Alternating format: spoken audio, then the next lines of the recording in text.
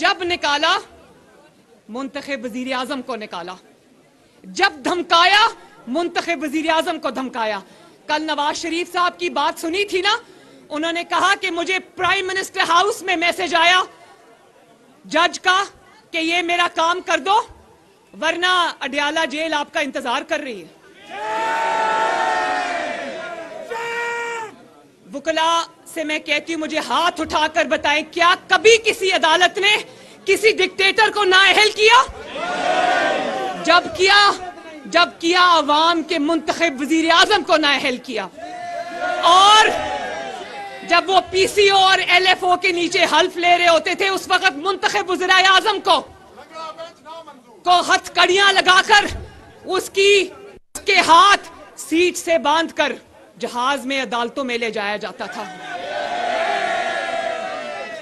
آپ کا زور صرف عوام کے، آپ کا ایک سیکنڈ بیٹا، آپ کا زور صرف عوام کے وزیر اعظموں پہ چلتا ہے۔ کبھی کسی نے دیکھا کہ کسی ڈکٹیٹر کو سسیلین مافیا کا لقب ملے؟ کبھی کسی ڈکٹیٹر کو گاڈ فادر کا لقب ملا؟